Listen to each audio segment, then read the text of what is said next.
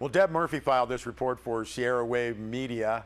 Woody recruitment, the official term used to describe tree-led volunteers going to get a helping hand along the banks of the Lower Owens River in February. Now, Inyo County has contracted with the Landscape Center to start planting willow and cottonwood pole cuttings starting in early February. Tree-lined river was part of the vision of the project. Existing trees would drop their seeds in an inviting moist soil, creating rich riparian habitat along the river channel, but nature wasn't cooperative. The combination of drought and reduced seasonal flows resulted in far less recruitment than had been anticipated. The work has to be completed around March 21st before willow and cottonwood bud breaks. This according to the Inyo County Board of Supervisors supporting documents for its meeting on January 17th. Now, it's a $20,000 contract, and that covers preparation, planning, and protection for the pole cuttings. The work is part of the Lower Owens River project work planned for 2016-2017. Cost is shared between Inyo County and the Los Angeles Department of Water and Power. Inyo County Water Department also applying for grant funding up to $200,000 from the California Division of Boating and Waterways to cover the cost of the intake and output for kayaks and canoes on the Owens River Water Trail. Now, the trail project was approved for funding through a Natural Resources Agency grant last summer. Inyo County still negotiating a side agreement with LADWP. Work can't begin until the agreement is reached. The Boating and Waterways grant obviously contingent on that agreement. Now, initially, Inyo County had allocated $30,000 for basic improvements at the top and bottom of River Trail. A successful grant from Boating and Waterways would provide higher quality materials and more attention to details. This according to Inyo County Water Department Director Bob Harrington. And that's what he told the board in the presentation. Now, the end result would be reduced long-term maintenance. One detail required by LADWP, a single-user waterless restroom facility, and that would also be included in the final product. And we thank Deb Murphy for that story. Also urge you to see our website, sierrawave.net, for Deb's story on last week's Tri-Valley Groundwater Management meeting.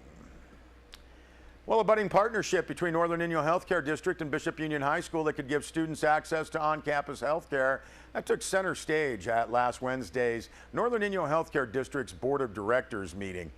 Press release notes an unexpected offering of thanks from Bishop Union High School varsity football coach Arnie Palu set the tone for the evening. Speaking during the public comment session of the meeting, Arnie Palu offered thanks to the healthcare district and specifically orthopedic doctors Mark Robinson and Richard Moretic, who for the past several seasons have volunteered their time to serve as the team's sideline doctors during home games. Arnie Palu said this is one of those services that we've had for so long that we get a bit complacent about how fortunate we are to have it. But when we go to other schools and don't have a sideline doctor, then we realize how great we have it here. So from all of us at Bronco Football, we publicly want to thank Doctors Robinson and Moretic and the district for their support, end quote. Now, as for on-campus health care, Northern Inyo Healthcare District's Chief Executive Officer Kevin S. Flanagan, MD, MBA, said Bishop Union High School and Northern Inyo Healthcare District officials have been discussing an opportunity to develop a program that would place a certified health care provider on campus 1 or 2 days a week. Students could access the provider throughout those days for state-authorized health care issues. Now, the press release notes while this already has been discussed at 2 different Bishop Union High School Board of Education meetings, first time it was before the Northern Inyo Healthcare District Board. After the meeting, Dr. Flanagan said this was a natural next step. It is important to get the board approval to move from the concept phase to the development phase, Dr. Flanagan said. Now, Bishop Union High School Superintendent Barry Simpson told the NIHD board that the school's current healthcare clerk can do some things for the students, such as managing diabetes medications and providing first aid.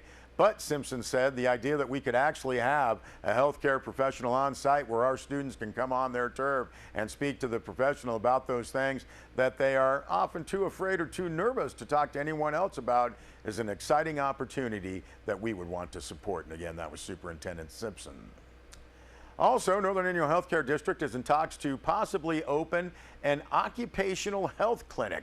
This clinic could provide area employers with pre-employment examinations, plus deliver care for work-related injuries. Northern Indiana Healthcare District hopes the clinic could develop a work injury prevention program as well.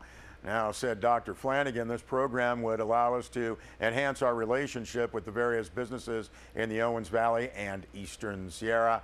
The board directed Dr. Flanagan to continue development talks and report back to them when more details are in place.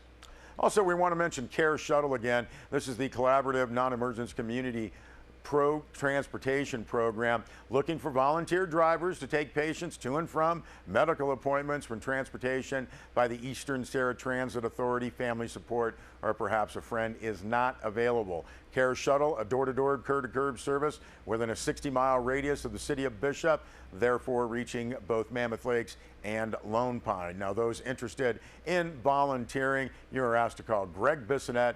Greg is at 760-873-2166. We'll be back with a weather report.